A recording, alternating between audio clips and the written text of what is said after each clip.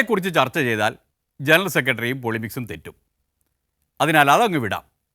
മറ്റു രണ്ട് മുന്നണികളെടുക്കാം. എങ്ങനെയുണ്ട് LDFും UDFും? ഒന്ന് താരതമ്യം ചെയ്തേ.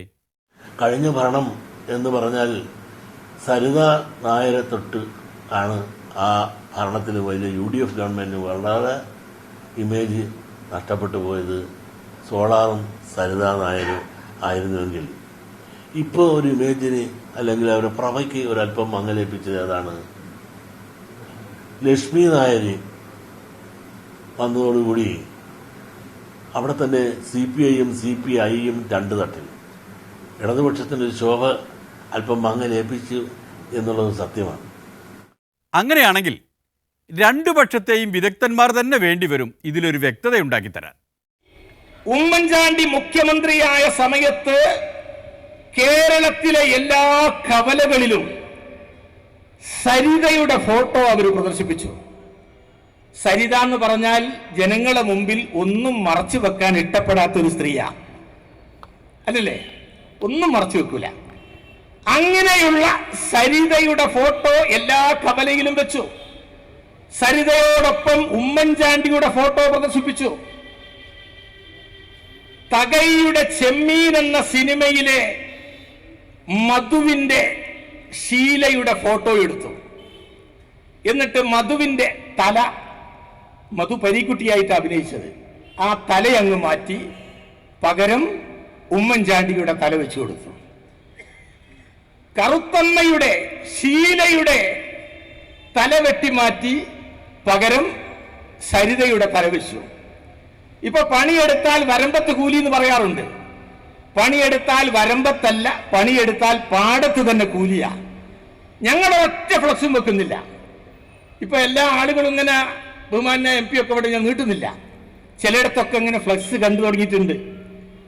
ആ ഫ്ലക്സിൽ ഏതായാലും ഇങ്ങനെ തല മാറ്റി ഉടല് മാറ്റേണ്ട ആവശ്യമൊന്നുമില്ല. കാരണം സരിതൻ്റെതൊക്കെ ശീലന്റെ ഉടലും തല സരിതൻ്റെതായിരുന്നു. ഇതതിൻ്റെ ആവശ്യമല്ല. ഇത് അത്യാവശ്യം ഉടലൊക്കെ ഒട്ടിക്കാൻ പറ്റിയത് തന്നെ. അതുകൊണ്ട് ഉടലും തലയൊന്നും വേറെ മാറ്റുന്നൊന്നുമില്ല. ചിലയിടത്തൊക്കെ ഇങ്ങനെ വെച്ചോണ്ടിരിക്കുക. പിന്നെ വസ്ത്രങ്ങളുടെ കാര്യത്തിൽ ഈ പറഞ്ഞ പോലെ കാര്യം അവർ ഇപ്പോൾ ചാനലുകാർ ഇങ്ങനത്തെ ഓരോ രംഗത്തിനും ഓരോരോ പാട്ട് ഇതിനോടൊപ്പം ചേർക്കാറുണ്ട്. പണ്ടൊരു മലയാള സിനിമയിൽ ഒരു പാട്ടുണ്ട്, ചിക്കുപുക്ക് ചിക്കുപുക്ക് റെയിലെ. അതുപോലെ ചാം ചച്ച ചൂം ചച്ച ചാം ചച്ച എന്ന് പറയും. അർത്ഥം എഴുതിയ ആളിനും പിടിയില്ല, പാടിയ ആളിനും പിടിയില്ല, നിങ്ങൾക്കും പിടിയില്ല, എനിക്കും പിടിയില്ല. വേണമെങ്കിൽ ഒരു പാട്ട് ഞാൻ നിർദ്ദേശിക്കാം.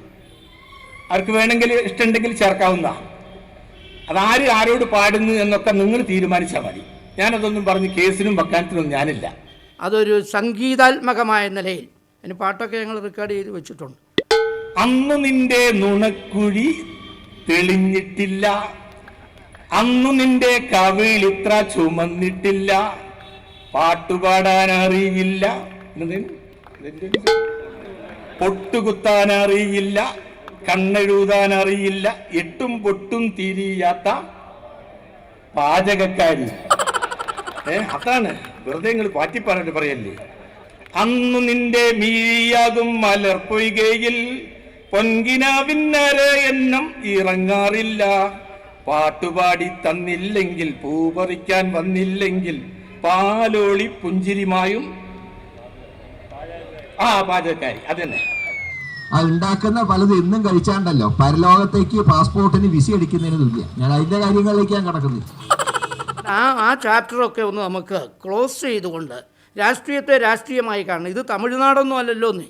തമിഴ്നാട്ടിലാണെങ്കിൽ കുഴപ്പമില്ല, റിസോർട്ടിൽ കയറ്റി താമസിപ്പിച്ചു, അല്ലെ അങ്ങോട്ട് പോയി വേലക്കാരൻ വരണോ വേലക്കാരി വരണോ എന്നുള്ളതാണ് അവിടുത്തെ തർക്കം. നമ്മുടെ ഇവിടെ അങ്ങനെ അല്ലല്ലോ. അങ്ങനെയൊന്നുമല്ലത്രേ. ദില്ലിയിലെത്തിയാൽ ഇപ്പോൾ കേരളവും തമിഴ്നാടും തമ്മിൽ മാറിപ്പോകുന്നുണ്ടത്രേ. നമ്മുടെ പിണറായി സഖാവിനെ കണ്ടിട്ട് പന്നീർ സെൽവമല്ലേ എന്ന് ചോദിച്ചവരുമുണ്ട്. കേന്ദ്രമന്ത്രിയായിട്ടുള്ള പസ്വാൻ നമ്മുടെ മുഖ്യമന്ത്രിയെ പനിനീർ സെൽവം എന്നാണ് വിളിച്ചത്. അപ്പൊ ഈ സ്റ്റേറ്റിന്റെ മുഖ്യമന്ത്രി എന്ന നിലയിൽ ഡൽഹിയിലൊന്നും ശ്രദ്ധിക്കപ്പെടുന്ന രൂപത്തിലുള്ള ഒരു പ്രവർത്തനം ഇയാളുടെ ഭാഗത്തുനിന്നുണ്ടായിട്ടില്ല എന്നതിന്റെ തെളിവാണ് പനിനീർ സെൽവം എന്ന് വിളിച്ചത്. പിണറായി വന്ന പിന്നെ നല്ല സ്റ്റൈലല്ലേ, പിണറായി ടച്ച് എന്ന് പറയുന്നുണ്ടല്ലോ, അതൊന്നും ഒരു പ്രത്യേകതയാണ്. കൂടെ കഴിയുന്ന CPI പോലും പറയുന്നത് നമ്മുടെ മുഖ്യമന്ത്രി പിണറായി വിജയൻ മുണ്ടുടുത്ത മോഡിയാണ് എന്നാണ്. ആ ഒരു സ്റ്റൈൽ കേരള രാഷ്ട്രീയത്തിൽ കൊണ്ടുവരണമെന്ന് ആഗ്രഹിക്കുന്ന ആളാണ് ഞാൻ. UDFന്റെ മറ്റു പല നേതാക്കന്മാർ പറഞ്ഞത് പിണറായി വിജയൻ മുണ്ടുടുത്ത മുസോളിനിയാണ് എന്ന് പറഞ്ഞു. അതിനെ പലരും പല രീതിയിലും വ്യാഖ്യാനിച്ചെന്ന് വന്നേക്കാം. ചിലപ്പോൾ പറയും സാറ് ചക്രവർത്തിയുടെ സ്വഭാവമാണ്, അങ്ങനെ ആരെപ്പറ്റി എന്തെല്ലാമൊക്കെ പറഞ്ഞിട്ടുണ്ട്. മുഖ്യമന്ത്രിയായിരുന്ന ഉമ്മൻചാണ്ടിയെപ്പറ്റി എന്തെല്ലാം പറഞ്ഞിട്ടുണ്ട്. ഉമ്മൻചാണ്ടി 5 വർഷം മുഖ്യമന്ത്രിയായി ഭരണം നടത്തിയപ്പോൾ കേരളത്തിലെ ജനങ്ങൾ പറഞ്ഞു, ഉമ്മൻചാണ്ടിക്ക് കെ കരുണാകരന്റെ വേഗതയുണ്ട്, ഉമ്മൻചാണ്ടിക്ക് സി അച്യുതമേനോന്റെ ഭരണചാതുരിയുണ്ട്, ഉമ്മൻചാണ്ടിക്ക് CH മുഹമ്മദ് കോയ സാഹിബിന്റെ നിശ്ചയദാർഢ്യമുണ്ട്, ഉമ്മൻചാണ്ടിക്ക് EK നയനാരുടെ ജനപ്രീതിയുണ്ട്. ഇത് കേരളത്തിലെ ജനങ്ങൾ പറഞ്ഞതാണ്. കാര്യം ഞങ്ങളുടെ നാട്ടുകാരനാണ്. ഇപ്പോൾ എനിക്ക് ഉമ്മൻചാണ്ടിയെ കാണുമ്പോൾ തന്നെ എനിക്ക് സങ്കടമാണ്. എന്നുവെച്ചാൽ പാവം അല്ല, അതിനെ എല്ലാവരും കൂടി ആ സുധീരനും രമേശും എല്ലാം കൂടെ ഉന്തി തള്ളി ഒരു നിലയിലാക്കിയിരിക്കുക. എന്നാലും ഉമ്മൻചാണ്ടിയുടെ കൂട്ടാണോ പിണറായി? ഉമ്മൻചാണ്ടി എന്നാ പറഞ്ഞാലും അത് അങ്ങനെയും ആകാം ഇങ്ങനെയും ആകാം, വേണ്ടെന്നുമില്ല വേണമെന്നുമില്ല, വേണ്ടണം, എവിടെ പോവുക, ഇന്ന് കമ്മീഷനിലൊരു കേസുണ്ട്, നമ്മളവർക്കും അങ്ങനെ ഒരു വക്കീലാണെന്ന് എന്നും കോടതിയിലേക്ക് പോയിക്കൊണ്ടിരിക്കുക. എക്സ്ക്യൂസ് മീ, ഏത് കോളേജിലാണ് എന്ന് പണ്ട് ചോദിക്കുന്ന പോലെയാണ്. രാവിലെ ഇറങ്ങുമ്പോൾ അദ്ദേഹത്തോട് ചോദിക്കുന്നത്, എക്സ്ക്യൂസ് മീ, ഇന്ന് ഏത് കോടതിയിലേക്കാണ്, മുനിസിപ്പൽ കോടതിയാണോ ഹൈക്കോടതിയാണോ സോളാർ കമ്മീഷനാണോ എന്നുള്ള കാര്യത്തിൽ മാത്രമേ തർക്കമുള്ളൂ. അതുകൊണ്ട് ഉമ്മൻചാണ്ടിയെ സംബന്ധിച്ച് എനിക്ക് ഇപ്പോൾ വലിയ പരാതിയില്ല. അത് ബാക്കിയുള്ളവരെല്ലാം കൂടെ അതിനെ ഒരു പരുവത്തിലാക്കി നിർത്തിയിരിക്കുക. എന്നാൽ ഉമ്മൻചാണ്ടിക്ക് പകരമായി ഇന്ന് മുഖ്യമന്ത്രി കസേരയിലിരിക്കുന്ന സഖാവ് പിണറായി വിജയന് കേരളത്തിൽ പണ്ട് മുഖ്യമന്ത്രിയായ ആരെങ്കിലും എന്തെങ്കിലും ഒരു ഗുണമുണ്ടോ? പിണറായി അല്ലാതെ മുഖ്യമന്ത്രിയാകാൻ ആരാണ് പ്രാപ്തൻ? അദ്ദേഹമേ പ്രാപ്തനായിട്ടുള്ളത്. മഹാഭൂരിപക്ഷമുണ്ട് അവർക്ക്. അങ്ങനെ ഒരു ഭൂരിപക്ഷത്തെ കൊണ്ട് എത്തിച്ച് കൊടുക്കാൻ സഹായിച്ച UDF തന്നെയാണ്. അപ്പോൾ ആ UDF കൊടുത്ത LDF കിട്ടുന്ന അവസരം, അദ്ദേഹം ശക്തനായ ഒരു സംഘാടകനാണ്, ശക്തനായ ഭരണാധികാരിയാണ്. അദ്ദേഹം ഒന്നും കാണാതെ ചുമ്മാ വിടുവായി തരം പറയുന്ന ആളല്ല.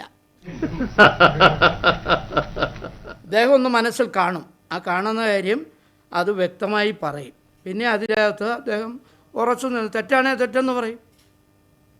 ഇപ്പോൾ നടരാജപിള്ളയുടെ ഏതോ ഒരു കാര്യം പറഞ്ഞപ്പോൾ അദ്ദേഹം പറഞ്ഞില്ലേ, ഞാനത് ഉദ്ദേശിച്ചല്ല പറഞ്ഞത്. എല്ലാ പേരുകളും എല്ലാ സമയത്തും ഇപ്പോൾ എനിക്കാണേലും ചിലപ്പോൾ പെട്ടെന്ന് തെറ്റിപ്പോവും. പിണറായി വിജയന് തെറ്റുപറ്റുമെങ്കിൽ ഉഴവൂർ വിജയനും പറ്റും, അത് ഉറപ്പാണ്. ഏതായാലും ഈ ചർച്ച എവിടെയും എത്തില്ല.